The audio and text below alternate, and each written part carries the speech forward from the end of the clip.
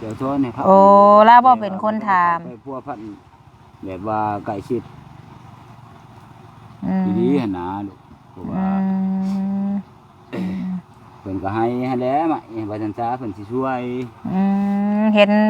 เพิ่นว่าเห็นว่าอยากเฮ็ดกระต๊อบอยากเฮ็ดหยังโอ้แต่ว่าแม่ตู้เราฮู้เรื่องอยู่ติแม่อันนี้พ่ออุเราเฝ้าแบ้แม่อุเราเมื่อเฮือนก่อนแล้วนะเราบ่สบายพ่ออุก็ได้พี่น้องเฮือนซานเราแต่ก่อนน่ะเฮือนเราน่ะตั้งขึ้นมุงเรียบร้อยแล้วดีไม่แห้งอย่าว่าเจ้าน่ะดีไม่แห้งโอ้นี่เด้ใหม่เฮือนเราพี่น้องเอ้ยปวกกินเบิดตุกนี่กินเบิดแต่ปวกนี่ปวกบ่มีไม้อีโดนี่ก็คือมุงเรียบร้อยปูแป้นเรียบร้อยบ่ทันปูว่าสิเอาเฮ็ดอันนี้บัดนี้คันว่าเฮ็ดได้เซาแล้วบัดไม่แล้วผัดสิบ่เป็นตาเอาว่านี่หั่นนะมีไม้แล้วลูกเอ้ยไม่สิบ่มีบ่เป็นตาเอามาคันฮักเบิดคันว่าเอาก็คือหาตัดไม้กอกไม้กลม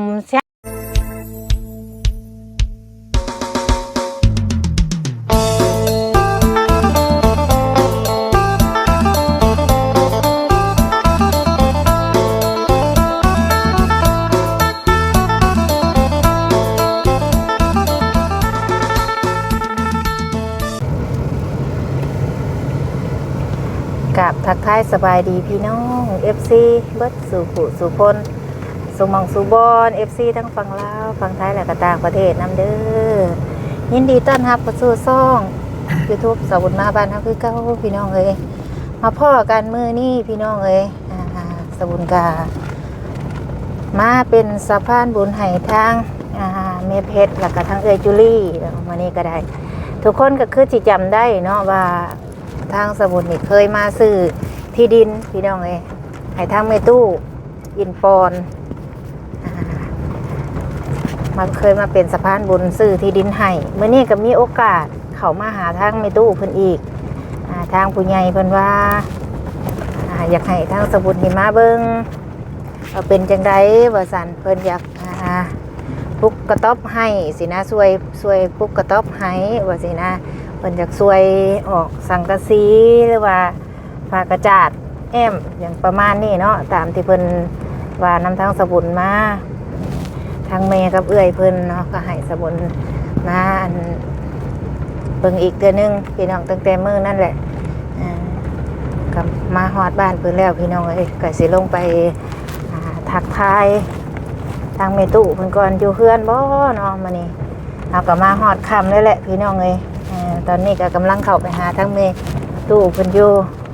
ตอนนี้ก็มาฮอดแล้วพี่น้องเอ้ยหรือว่าเราเมื่อเฮือนแล้วแหละบ่หรือว่าจังใดเนาะ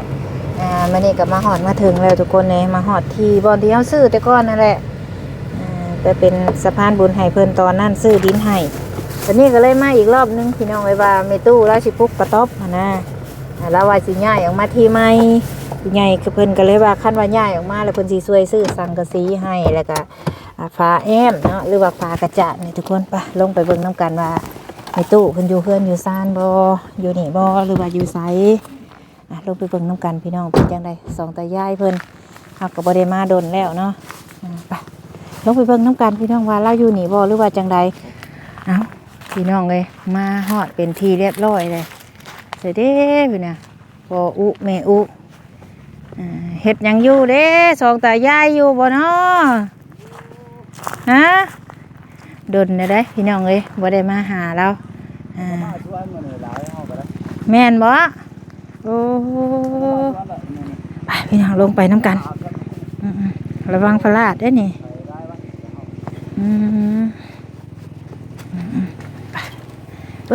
เตอบ่ได้มาดนแล้วทุกคนเลยเจ้าก็เดือนถึงเดือนแล้วบ่จักเห็นมาบัดนี้บักเพชรเล่าเขียวเด้ติดไปเลยเด้นี่เฮาก็แม่ตู้เดี๋ยวเฮาก็ใช้คุณอยู่โอ้สบายดีเด้อพ่อเด้อโดยเข้าไข่แค่แน่จังว่าพอตู้นางมาโอ้บ่สบายได้บ่ได้ดีโอ้ใช้แม่ตู้เด้มื้อก่อนน่ะเด้ลูกโอ้เมื่อพุ่นบ่โอ้บ่ค่อยสบายมักข้าวโพดเป็นหมากเป็นหน่วยอยู่บ่ปานใดแหละลูกเพราะว่ามันแม่นหยังเฮ็ดมันตักแตนกินบ่จักเนาะมันตักแตนตั้งหยังหั่นน่ะลูกมักทั่วบ่เป็นเรื่องลูกเพราะว่ามันเพี้ยผักลูกเป็นเพี้ยเขาว่าปีนี้โอ้ เฉพาะพอตู่สังเกตบางว่าเวลามันเป็นหมาใบมันจะขาวโอ้บ่เป็นเหลืองแล้ว ปีนี้ของไผก็คือกัน คือกัน แม่นทางบ้านเฮากับเขาปลูกหมักแตงก็เป็นใบกรอบเข้าใบแหมเข้า มันมีบุกแล้วก็พี่อภัยเข้าไว้จังซั่นนะ โดยเราบ่สบายเราหากับไข้แน่ แต่มาชวนได้มื้อนี้เองแล้วลูกเอ้ย หากับไข้แน่ว่าซั่นซะ อภัย โอ้เราบ่สบายล่ะว่าเป็นจังได๋ทางอันมีอุเพิ่นเข้าไอ้พุ่นเพิ่นไปตลาดอยู่บ่ ไปอยู่ ไป ตอนเช้าตอนแรกบ่ได้ไป ไปทุกมื้อบ่มีอุก็ได้ ไปทุกมื้อหั่นแหล้ว ไปขายผักแล้ว พักขายหญ้าเพิ่น น้ำเซกับบกเลยเด้อทุกคนน้ำเซเพิ่นบกแล้วพุ่นบกหลายแล้วน้ำเซก็ได้ นับหนูก็บ่ได้เพราะโทรเพิ่นรับหนูจังมาแม่กินก็ได้ บ่เข้าไปนำบ่เฮาว่าสิเข้าไปพุ่นเด้คำคุณบ่เจ้าสิเข้า แบะแล้วลูก แต่ว่าแม่อุเราอยู่บ่ แม่ตู่บ่ จะเข้าไปเบิ่งเฮือนบ่อนเก่าบ่อนหยังเจ้าอยู่พุ่นแล้วแม่อุเราอยู่แล้วเจ้าเฝ้านี้ว่าติ ผู้ตู่เขาก้อนลูกไปหาแม่ตู่อยู่ โดยเรายันแบ้แล้วว่ามันมาเนาะเพราะวันบ่มีน้ำนั่นก็พามา มาเอาพี่ได้ล่ะ กลางคืนเนี่ยเพิ่นผูกบ่เพิ่นขังบ่แบ้ มันบ่ลงดอกลูกมันมีแต่ว่าแม่ตู่ไปแต่ เสาว่าโคเสาโคหยังบ่นำทางพ่อบ้านเพิ่นบ่หรือว่าพ่อก็ฮู้นำอยู่บ่ ได้ยินแม่ตู่เดี๋ยวสอนให้ครับ ลาบ่เป็นคนถาม ไปพัวพัน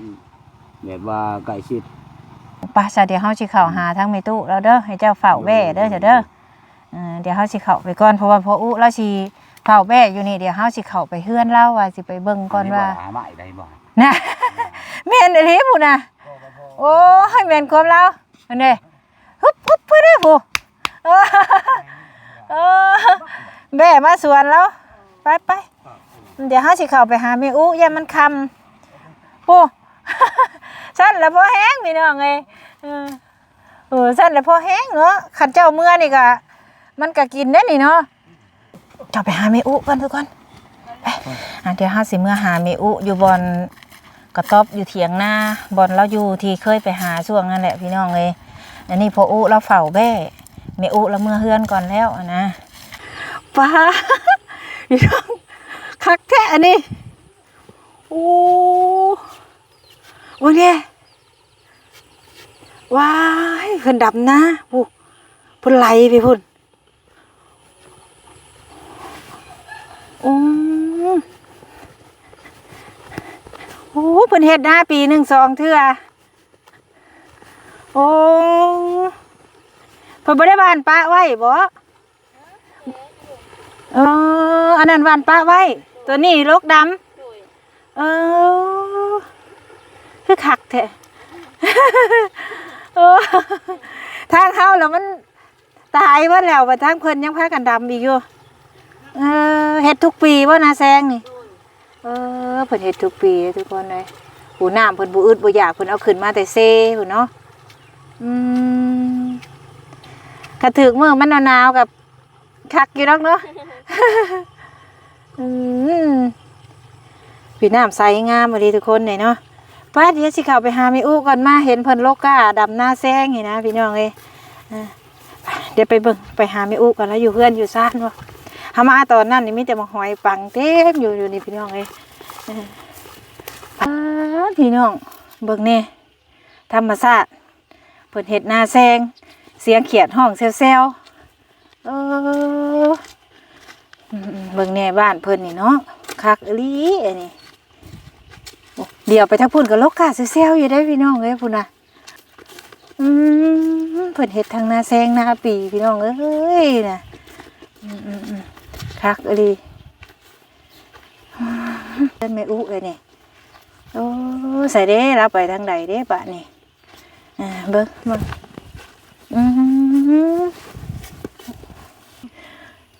เฮือนเราพี่น้องเอ้ยหามาเห็นตั้งแต่ช่วงหน้าฝนไปเบิ่งน้ำกันว่ามีทางเห็นเพิ่นว่าเล่านี่ ากเฮ็ดกระต๊อบทั้งผู้ใหญ่เพิ่นก็เลยอันว่าอยากซื้อสังกะสีให้ประมาณนี้นะนี่ได้เฮือนซานเราแต่ก่อนนะเฮือนเราน่ะตั้งขึ้นมุงเรียบร้อยแล้วลมพัดมานี่เห็นบ่เสามันล่มลงไปพี่น้องนี่เสาล่มลงไปเอาแม่อู้โดยสบายดีเป็นจังได๋คือว่ายืนฟังฮะยืนฟังเสียงเป็นจังได๋ล่ะเอาของฝากนี่อยู่ดีไม่แห้งอย่าบ่เจ้านะ อยู่ดีนี่เองมีแต่ปลาเถาเนี่ยเป็นไข่แล้วไปเผาสวนเห็นบ่แวสวน เห็นอยู่แวอยู่เบิ่งมันเหลื่อมตาได้มีอุ เดือดตา พุ่นน่ะเราก็มีป้ายคักนี่เด้พี่น้องเอ้ย มีป้าเพิ่นใช้ป้ายให้ดี ป้ายเฮือนมันเด้อเฮาญาติ ป้ายเฮืออัน จะมาก่อนเรามาหนึ่งเข่าบ่หรือ มา ได ก่อน โอ้ ขอบมุกขอบใจหลา ได้ ย ของฝากแล้วซื้อมาเกี่ยงกับนมมาฝาก ขอบใจหลายนี่เด้ป้ายตรงนี้จะมีไปก็นี่เป็นติดจะมีก็ได้ มีป้ายใส่ นี่เด้พี่น้องเอ้ยเฮือนซานนะ ปัวกินเบิดเด้อลูกปวกกิน พอเฒ่าจะนั่งอยู่หั่นเด้เนาะ แม่นั่งอยู่หั่นแหละเบิ่งดูซองมึงทางในเฮือน เขาไปส่องเบิ่งเด้อไป ไปซองมึงไป เขาไปส่องเบิ่งไปปวกกินเบิดเด้ ปวกกินปวกสิทับหัวเลยเนาะ มันสิทาปัวเบิ่งปวกกิน เบิ่งเข้าไปซองเบิ่งทางในแล้วก่อนพี่น้ เขา อง มาส่องดูปัวก เปิดไฟนี่แม่อุมัน โดย โดย ปัวกินลูกเอ้ย โอ้นี่เด้ใหม่เฮือนเราพี่น้องเอ้ย ปัวกินเบิดลูกนี่กินเบิดแต่ปัวนี่ดูปัวบ่มีไม้อีลูก กลางคืนน่ะพากันมานอนพี่ โดย มาอยู่บ่หลานสาว ร้านสาวก็ลางเทื่อก็มาส่งของกิน แต่ก็ออกไปนอนอยู่พุ่น ออกไปนอนพูน เฮือนซานแล้วก็สิเลยพี่น้องคือ จะ เห็น ซี่นี่แหละลูกเอ้ยคนถูกลูกเอ้ยนี่ล่ะนี่ปัวกินเบิดได้ถูกนี่ นี่น่ะพี่น้อง มางไปก็เป็นเสียเบิดได้ถูกนี่ปัวเบิดนี่มีแต่ปัว ไม่อันนี้น่ะแม่นมันขึ้นมาแต่เฮือนเก่าตัวที่มันฮักกันบ่ โดย ตะกี้นั้นเฮ็ดห่างขึ้นแล้วมุ่งขึ้นแล้ว มุ่งแล้ว พายุอุ้มบ่ พายุอุ้มเสาหันก็ฮักเบิดดูมันมีเสาใหม่ให้ก็ชุมน้องของอูจะหาเอาไปเฮ็ดตู่เฮ็ดหยังเฮ็ดตกอันน่ะพวงหักหยัง อันนี้บ่เพิ่นมาแจกมื้อน่ะ โดยนี่แหละหลัง โอ้ดังไฟก็ได้ ดังไฟก็ได้อีกนี่พื้นนี่ได้พื้นกายสนี้พื้นกายสนี้ ที่เพิ่นแจกเตาบางหันพี่น้องเอ้ยมื้อมาสุดนั่น โดยนี่แหละ ใส่ถ่านก็ได้ใส่ฟืนก็ได้ ก็ได้ใส่พื้นก็ได้ ดังไฟอยู่ในบ่ ตั้งดีๆแล้วลูก เข้าไปก็ฮ้อนได้พี่น้องบัดนี้ ไปย่างมาพี่นี่แม่อุ โดย นี่เด้เสาเฮือนเราแต่ว่าที่เพิ่นตั้งขึ้นตะกี้นะพี่น้องนี่ ตั้งเคิน เสาจักต้นนะแม่อุ 9 ต้นลูก โอ้เสา9 ต้นนี่ได้ตั้งขึ้นบัดนี้ หัก นะ ฝุ่นมันหัก ลมมันแห้งเนาะ ลมแห้ง ลมแห้งแล้วมันก็เลยอุ้ม พอดี ลงไป อุ้มก็พอดีลมล่องแหละลูก สิเอาแป้นขึ้นปูได้ลูกสิเอาแป้นขึ้นปู ได้ ได้ นั่งลงนี่ กันหน่อยสิบอกให้ฟังเอาแป้นขึ้นปูคือบ่มื้ออื่นสิเอาขึ้นปูมื้อนี้ลงมาเฮ็ด3 โมงลมมาเฮ็ดบุญแต่ขน้อยบ่ได้อยู่นี่ก็มันอยู่นี่ขน้อยก็ตายพออู้ว่าป๊อบก็เรียกป๊อบไปมันก็ยุกอันนั้นเซามาอีเขาไปหันไปตั้งคณะ โอ้ ไปตั้ง แบบ คณะ มุงเรียบร้อยปูแป้นเรียบร้อย บ่ทันปูว่าสิเอาขึ้นปูสร้างก็มาเสาะมายังแล้วเรียบร้อยสิเอาขึ้นมื้ออื่นมื้อนี้บัดล่มเฮ็ด ไม่ส่วนนั้นไปใส่เบิดทอนนี่เด้ เบิดเท่านี้ล่ะจุ่มหนองจุ่มนงเพิ่นเอาไปเฮ็ดเถียงหน้าเฮ็ดหยัง เพิ่นคอไป เพิ่นก็ไปว่าเอื้อนดมบ่ให้กุ๊บเพิ่นว่าบ่ให้เอา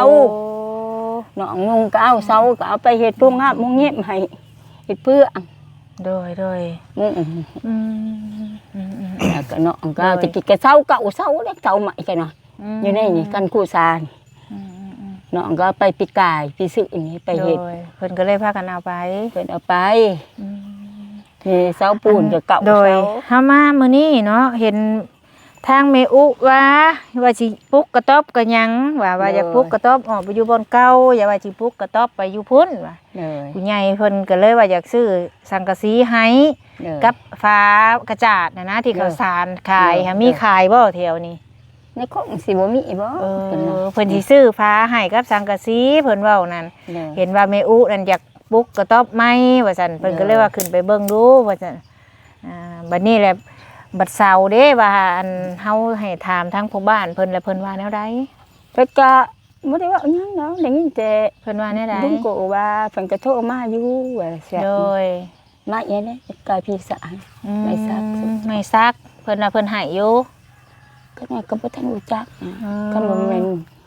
หากเพิ่นเว้านะเพิ่นว่าว่าเพิ่นสิให้อยู่เพิ่นว่า บ่ แม่ บ่จัก นเพิ่นว่าอันตะกี้เพิ่นว่าจะขายบ่จะเว้านะแล้วเฮาจังโทรถามเพิ่นเด้ ว่าจะขาย บัดนี้เฮาถามเพิ่นเลยว่าอันบ่ขายเพิ่นก็เลยว่าสิให้สิซื้อเพิ่นเห็นแม่อุว่าอยากได้แล้วก็สิแบ่งให้สิช่วยคือกันเพิ่นว่าหั่นนะ แม่นนะก็น้อยก็เว้าได้กับผู้เจ้าอยู่สวนว่าโอ้ยเพิ่นมาสิมาฮอดตอนนี้อันใดมามื้อนี้เพราะว่า โดย โอ้ย มาวันนี้แหละคันว่าเฮ็ดให้เราเนาะพี่น้องคันว่าเสาทั้งพ่อบ้านเพิ่นนี่สิช่วย6ต้นเสาไม้ซักนะมาเฮ็ดพอให้เราได้อยู่หั้นนะให้มันสูงกว่าเก่านี้เฮ็ดพอได้อยู่ได้เศร้าคือเถียงให้เถียงหน้านี่แหละแม่อู้เอ้ย โดย เพิ่นก็เลยว่าเฮ็ดอันนี้บัดนี้คันว่าเฮ็ดได้เสาแล้วบัด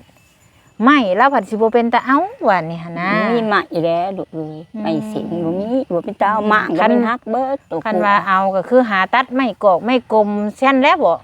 คันว่าเฮ็ดหั่น นะ นะ แล้วลูกเอ้ยบ่ฮู้นะ บ่มีไม้บัดนี้ บ่มีหมาอีหยัง คันว่าเฮ็ดคือเถียงนาก็ต้องมีไม้มีหยังเนาะ มีหมาอีแล้วมีหมามีค้างมีคือมี โดย ขาวมีหยัง เฮ็ดคือเถียงให้เถียงนาเฮานี่แหละเนาะ เฮ็ดคือเถียงนาอันก็ได้เด้อ อันนี้นี่คันว่าม่างลงก็จักมันสิได้จักเซนเนาะ บ่มีกันเนาะฮัก มีก็สิกะลิกกิกก้อนนั่นแหละเนาะคันได้ก็สิได้อยู่แป้นปูมันยังดีอยู่เนาะแป้นปู แม่นเป็นปูกินก็ได้ ก็สิได้อยู่ ได้อยู่ จักสิเฮ็ดจังไดเด้บัดนี้เนาะเห็นเพิ่นว่าเพิ่นสิซื้อสังกะสีให้เจ้านะเพิ่นเว้านำเฮาแล้วเพิ่นให้ขึ้นมาเบิ่ง เด้อ แล้วสิซื้อฝากระจาดไว้ให้เราเพิ่นว่าเพราะว่าเฮานั่นก็เวียกหลายอยู่ทางพุ่นนะ แดะแล้วพวกอยู่เก่งกอกกัน ยังบ่แล้วกำลังก่อขึ้นอยู่อันนั้นก็ได้ผู้ใหญ่มีหลายคน เออก ำลังก่อก็เลยขึ้นมาพี่ก่อนให้สร้างเพิ่นเที่ยวไปเฮ็ดเองอยู่พุ่นก็ได้ เด้อ เลยมาเบิ่งทางนี้แล้วเฮาสิล้มทับทางพ่อบ้านเพิ่นอยู่ก็เลยแวะมาหาเจ้าก่อนหั่นน่ะ เด้อ เพิ่นอยู่หน้านี่บ่นี่หรือว่า พ่อบ้านบ่ แม่น แล้วเป็นอยู่อัน เพื่อนในพุ่นน่ะ ในเข้มบัดนั่นนะ โดยพุ่นแหละมื้ออื่นพุ่นแหละเฮาสิเข้าไปอัน เด้อ ถามเพิ่นมื้อนี้เฮามาฮอดแล้วเฮาก็เลยแวะมาหาเจ้าก่อนนะ เด้อ เดี๋ยวบ่แลงเฮาสิลองโทรคุยกับเพิ่นก่อน เด้อ ให้เพิ่นร่วมกันทั้งอันคณะเพิ่นนั่นแหละ เด้อ ให้เพิ่นร่วมกันก่อนหั่นนะ เด้อ คันว่าเป็นไปได้ก็คันว่าเพิ่นอยู่นำมื้อนี้ก็ว่าอยากให้เพิ่นก็ต้องคุยกันก่อนเนาะเพิ่นก็ต้องปรึกษากันก่อนหั่นนะแบบว่าซื้อนี่ให้แล้วแบบว่า ตัดไม้ลงมาให้เพิ่นช่วยเฮ็ดช่วยหยังเลยสินะภายในที่ว่าพวมเฮาลงมานี่นะ เด้อ ทางผู้ใหญ่เพิ่นก็อยากเห็นหั่นนะว่ามันสิเฮ็ดอันแนวใดหั่นนะ เด้อ ไม่ตอกกอกตากะมันบ่มีได้เนาะคันคือมากออกก็จักเราสิไปนอนใช้ถ่าคันว่ามากนี่มีหม่องนอนถ่าอยู่บ่ซามเฮ็ดแล้ว มาบ่คั่น แม่นสมมุติว่ามากนี่เจ้านอนขอนอนน้ำเพิ่นนี่ได้บ่ ขอนอนน้ำเพิ่นได้อยู่แล้วนอนน้ำ ซามเฮ็ดแล้ว ซามเฮ็ดแล้ว คันว่ามากก็หาเอื้อยหาน้องมากได้เบิ่งว่าตัวใดมันยังดีก็เอาตัวใดมันบ่ดีก็ทิ่มอะนะ แม่ สิได้ฮู้ว่าตัวใดมันใช้ได้ตัวใดมันบ่ได้แนวนี้ แม่นี่นะแม่นี่นะ คันว่าเฮาบ่มากเฮาก็สิบ่ฮู้ว่าตัวใดมันใช้บ่ได้หั้นนะ แม่ คันว่ามันเสียหลายบ่มันบ่มีก็สิล้มกับทางผู้ใหญ่เพิ่นไหมแบบนี้นะคันเฮาบ่มากเฮาก็สิบ่ฮู้แล้วมันสิ แม่ เฮาสิได้ซื้อหลายนะถึงเทื่อตัวส่วนนี้มันยังยังดีอยู่ตัวนี้บ่ซื้อ แม่น นั่นแหละ เจ้าก็ลองล้มกับอัน แม่นนะสิลง ป้าจะเบิ่ง ป้ากับไอ้ คันว่าเพิ่นมากนี่ขอนอนก่อน3เฮ็ดแล้วก็บ่โดนดอกคันว่าเพิ่นช่วยกันเฮ็ดนะให้บ้านให้เมืองเพิ่นช่วยปลุกให้นี่นะ หักไม่ซักนี่โอ้ยลูกเอ้ย หึ ไม่ซักนี่แต่บ่เฮาบ่อันจ่าเฮ็ดหยัง เทเพิ่นเทหัดอยู่แล้วโดย เทคันบ่เทก็ย่ามันปวกย่านหยังแม่น แม่นได้ลูก โดย มัน เท อมน้ำ ซื้อปูนมา โดย โดย ปูนกับอันนั้นแหละแห่ทรายหาขอซื้อเอาน้ำเพิ่นเป็นกระสอบเอา เลย คันซื้อเป็นรถมามันก็ เฮ็ดแหละ มันเงินมันสิบ่พอนะ แม่ ซื้อเป็นกระสอบน้ำเพิ่นจัก2-3 สอบก็พอเทกัน แม่ เปื้อนมันน่ะนะแบบเทหัดนะ แม่นอยู่ เฮาเคยล่ะเอาเพิ่นเคยเฮ็ดแล้วเพิ่นเอาเกลือเอาหยังลงทั้งพื้นมัน เลยเลย ตามที่เคยเฮ็ดเนาะ แม่นเนี่ยโอ้ยนี่บ่ไปสิแล้ว โดย มื้อเช้าก็ลุกแต่4 โมงพุ่นย่างฮอดแต่ เวียกไปตลาดขายได้เท่าใดมื้อนี้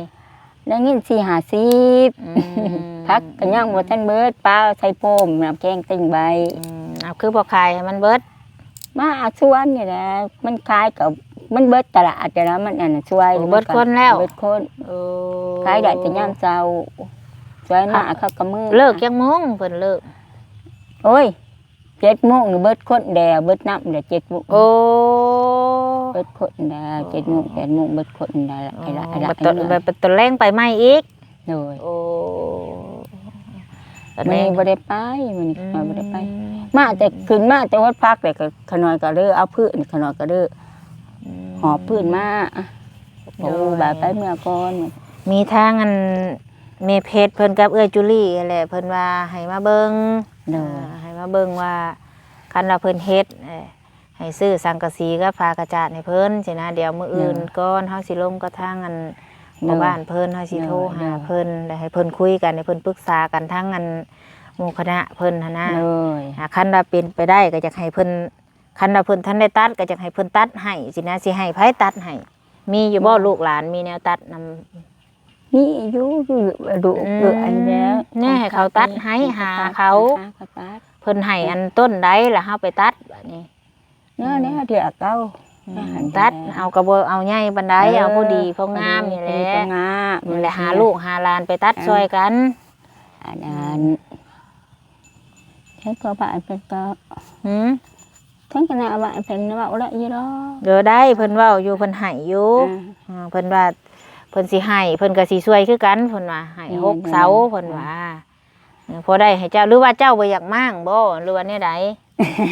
อย่างว่าแล้วก็เนาะก็มั่งชุดแต่ บ่ฮาก็ถามเบิ่งซื่อๆคันว่าบ่อยากมั่งก็คันว่าสิย้ายออกไปอยู่พุ่นหรือว่าบ่อยากออกบ่อยู่นี่มันบ่แม่นของเฮาเด้อยู่นี่ อย่าก็ก็อยู่พุ่นแล้ว อยู่พุ่นมันเป็นของเฮาเอาพอดีแล้วนี่เฮาเอาใบอันนี้มาให้เด้อ อยู่โด นี่ใบที่เฮาเอาเมื่อให้เจ้ารักษาไว้เด้อแม่อูเด้อ โอ้ย อันนี้นั่นเอามาไว้น้ำเจ้าน่ะอยู่น้ำเฮาน่ะ2 ใบเด้อผู้ใหญ่เพิ่นให้เฮาถือเมียน โดย เพิ่นซื้อให้แล้วบ่ให้ค้ำบ่ให้ขายรักษาไว้ โดยสัญญาแล้วกันเป็น โด สัญ ย ญา บ่ให้ขายบ่มีเงินปานใดก็บ่ให้ขาย หา เพิ่นให้ หาอยากไป แม่ กิน นเพิ่นซื้อเจ้าให้เก็บรักษาไว้ให้ดีเด้อ โดย อยู่น้ำเฮานั่น2 ใบ โดย ใบที่ว่าเฮาซื้อขายแล้วก็ใบ โดย มอบกรรมสิทธิ์ โดย ไผญาติยังเจ้าบ่ได้บัดนี้ โดย ในใบยั่งยืนขายที่ดินนี่ โดย ตัวนี้ใบมอบกรรมสิทธิ์ให้ โดย เก็บเมียนรักษาเมียนให้ดีเด้อแม่อูเด้อ โดยโดยโดยโดยโดยขนาด ให้ โอ้ย เจ้าเมี คัน ยน สันบ่ได้นี่ได้ดินดอนอยู่ดูเอ้ โด ย ยมีแล้วนี่เป็นของตัวเองแล้วบัดนี้อยากพออุเราอยู่ดีมีแห้งให้ลัดทางให้มันเป็นทางหน้า เบื้องนี้เด้อเอาจูดเด้เบื้อง โดย ต่อ ทางกกอันหยัง การ ทางกกตาลนี่ก็ให้เราทางออกบัดเรามีแห้ง เรามีแห้งก่อน ให้เราทางมันเป็นเวลาแขกไปไทยมาเขา แม่เนี่ยนะลูก เฮาเอาออกให้มันเป็น แม่นะ ตอนนี้เราบ่สำบาย บ่สำบาย เลย บาดนี้ย่ามพ้นนี่ว่าอันอยู่ดีนี่บาดจะหาตัดมาแห่เฮ็ดรัก เฮ็ดหัว เฮ็ดทั่ว เฮ็ดหัวทางนี้ ทางแล้วก็สิจงเบื้องกกม่วงแล้วเบื้องบนสนามเที่ยวเขาเที่ยวออกนะ เฮ็ดเป็นทาง เป็นทาง จง อยู่ดี ทาง มีแห้งก่อนเนาะ อยู่ดีนี่ก่อน ตัดลักมาฝังไว้ พังไว้ เฮ็ดเอาเพิ่นซื้อให้เป็นของเฮาแล้วบัด โด นี้ ยโอ้ยดีใจแล้วแม่เพชร โด เอ้ ย ย เป็ดกับเอื้อจุลี่ กับจุดีเด้อ โดย ลูกสาวจุดีเอ้ยแม่อินพรดีใจหลาย โดย ที่ว่าอะไรอันนั้นเจ้า ได้ ได้ ดินแล้ว ได้ดินแล้วก็ให้จะอยู่ดีแม่เด้อลูกเอ้ยให้จะอยู่ดีแม่ไงจะหังจะมีขึ้นได้เด้อแม่เพชรคือกันลูกสาวจุดีคือกัน ให้รับให้รวย โดย ปีเก่าผ่านไปปีใหม่ผ่านมาลูกเอ้ย โดยสา ให้ ธุ ใจอยู่ดีมีแห้งเด้อ เว้าไปเว้ามากันน้ำตาออกได้แม่อู้ก็ได้รักษาเมียนเด้อแม่อู้เด้ออย่าให้มันเหี่ยเด้อ โดย เพิ่นนั่นผู้ใหญ่เพิ่นบอกให้เฮานั่นให้เฮาเอาเมียน2อัน โด ให้ ย เจ้าเอาเมียนทั้งเทื่อน้ำเจ้าเฮียแล้วยังน้ำเฮา โดยโดยโดย เพิ่นบอกนั่นให้เจ้าเพิ่นซื้อให้แล้วก็รักษาเมียนเพิ่นจังใดก็บ่ให้คำบ่ให้ตาย ตายไปพุ่นแน่ดู เล เลย ยคันอย่าเว้าเทิงมันเดือดน่ะแม่ อย่าเว้าแต่ละเว้าแล้วจะได้บ่อยากไปขายพักเด้คันจังใดก็บ่โตไปมื้อหน้าคันว่าทั้งเฮามองบ่เห็นเนาะคันว่า เลย จังใดล่ะก็จังคุยกันมาอีกทีนึง โดย ในอนาคตเฮาก็บ่ฮู้ว่ามันสิเป็นจังไดนะ โดยโดย คันว่ามีหยังก็ให้ถามกันก่อนหั่นนะ โดย คันที่ว่า โดย มันเคยมีมาแบบว่าเพิ่นซื้อให้แล้วเขาลักขาย โด สิ ย หั่น โด นะ ยโดยแม่นน่ะ ให้ ลูก รัก แม่น ขายได้ รักขายบ่ โด ด ย อกสัญญาอะไรลูกก็ เพิ่นซื้อ สัญญาอะไร เฮาเพิ่นซื้อ บ้าน ให้ ชิม เฮา โดย มีบ่อนปลูกบ่อนฟัง มี ไผก็สิบ่ได้เว้าเฮา อืม เฮาปลูกของเพิ่นแหละเพิ่นอยากให้เฮาไปมื้อใดก็ได้ อันนี้มันเป็นของเฮาแหละบ่มีไผมาไล่มาหยัง โด เฮาบัด ย นี้ โดยแม่นแหละ มีแต่เฮาอยากให้มันเป็นเฮาก็ทางเฮา ทางปลูกอันนั้นอันนี้ อยากปลูกกกมีกกม่วงก็เฮ็ดหัวแล้วก็ปลูก อันมากอันกระเจี๊ยบมันบ่ได้ใส่พุ่นนะเอ้ยปลูกทิ่มปลูกปลาหน่วยเจ้านี่เด้มันกระเจี๊ยบเขียวๆค่ะหน่วยเนี้ยๆเอ้ยกันก็บ่าคอยเบายุบบ้านน้องก็สองอันย่ามเพิ่นปลูกได้คะแนนมันดินบ่บวมน่ะเสียไว้นี้โอ้ก็ว่าแล้วขายกูมือได้มันมีหัว3แสน ให้มันมีหัวก่อน อันนี้ เจ้าบ่มีหัวเด้ อันนี้จะมาเวะกินเนี่ยลงไปสวนเนี่ยเพิ่นขายอยู่อันมาจังนี่เวะเฮ็ดอันนั้นเบิดผักบก เอ้าเด็กกำลังแบบเมื่อบ่พออุเดี๋ยวเบิ่งแบ่มาเดี๋ยวบ่เมื่อขยะเจ้าเฝ้าแบ่อยู่นี่แล้วว่ะ เบะที่เบะก็มูอ่ะ เลยแบ่เข้ามา2เทื่อแล้วล่ะ เบะกินผักบกเบิ โด ด ยเอ้ามีแต่แนวนั้นน่ะแม่อุเอ้ยมีแต่เจ้าถามลูกถามหลานเจ้าแลคันว่าจังใดกับมื้ออื่นให้เพิ่นนี่หาเพิ่นไปตัดให้เพิ่นตัดให้โลดนะบัดเวลาเฮานั่นได้ตัดว่าเอาตัวใดกะพอเฮ็ดเสาเฮ็ดหยังนี่แหละเอาจักอัน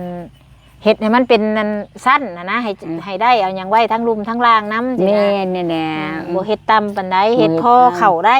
คนเข้าได้ คนเข้าละอีวิดผัว เอาฟื้นเอาหยังไว้ได้ประมาณนี้ พื้น นะ ใดเพราะมันบิดผัว โดยนั่นแหละประมาณนั่นแหละ ประมาณนั้น มีแต่ว่าลูกอำหลานเบิ่ง อันเพราะว่าเพิ่นว่าเก่าตึกได้แล้วเพิ่นว่าเก่าตึก2ห้องเก่าตึกได้เพิ่น เพราะว่าเพิ่นผู้ใหญ่เพิ่นว่าอยากได้ 2เนาะ เพิ่นว่าอยากได้6ต้นนี่นะ โอ้ 6ต้นอัน9ต้นเนี่ยยันเงินมันบ่พอ แม่นี่แหละ เพราะว่าเพิ่นให้เงินเฮามาก็ เพิ่นให้มานั่น300 ดอลเนาะไปแลกเอาเป็นเงินกีบมาก็เงิน6ล้าน2แสน3แสนนี่แหละเพิ่นก็ให้เฮาเติมน้ำมันแน่คันสิยังช่วยเจ้าก็ประมาณจักสิซื้อได้อย่างนี้เฮาก็เติมน้ำมันไปก็ล้านนึงแล้วมื้อนี้นะแม่นเพราะว่ามันทางไกล แม่น มันทางไกลเติมเงินไปล้านนึงก็มีแต่ยังเงินอยู่5ล้านกับประมาณ3แสนกว่านี่แหละเนาะเฮาก็บ่ฮู้ว่าสิได้หยังแน่หั่นนะ เพิ่นให้เฮาเติมน้ำมันน้ำประมาณนี้นะแต่เฮาก็บ่ฮู้มันสิได้หยังในจำตัวนั้นแหละ เอานะสำเทียงนะ 6ต้นก็เอาเนาะอู้เนาะ ต้นเก้านะ จักสิ บ่ได้อยู่ นั่นแหละจักสิเอาไม้ใช้ไปเชิมไปต่อบาดนี้เดี๋ยวเบิ่งก่อนเฮาก็ได้เดียวจังว่าจากม่างเบิ่งนั่นเดี๋ยวเฮา หมางมันคือเพราะว่าเป็นเบาหมางก็เป็นมุ่นอมหยอบเลยบ่มีหมาง ม่างก็หมดแล้วปิ้นกล้องไปดูล่ะเบิ่งลูกเบิ่งกัน ลูกเบิ่ง ไปลูกเบิ่งกันแม่อุ๊ ลูกเบิ่ง นี่เด้พี่น้องเอ้ยนี่เด้ เพราะว่ามันปวกกิน อันนี้เพิ่นเอาทับเมียนซื่อ ทับเมียนซื่อ นี่เด้ นะทับบ่ให้ร่ม เมียน ตีสังกะสีออก เด้ทับเมียนซื่อๆเด้เสาเก่าแล้วก็โคโหลอยู่ เสา อันนี้ เก่าเสาปูน นี่น่ะเบิ่งแน่อันเสาเราหักนี่ ฮักเบิด โดยเอ้ามีอู้ไว้ตามนั่นแหละสั้นก็เฮาสิกลับก่อนมัน โดย นั่นแหละเด้อ โดย เดี๋ยวจังใดก็ โดย จังสิล้มกันใหม่มีแต่เจ้า โดย เว้ากับมัน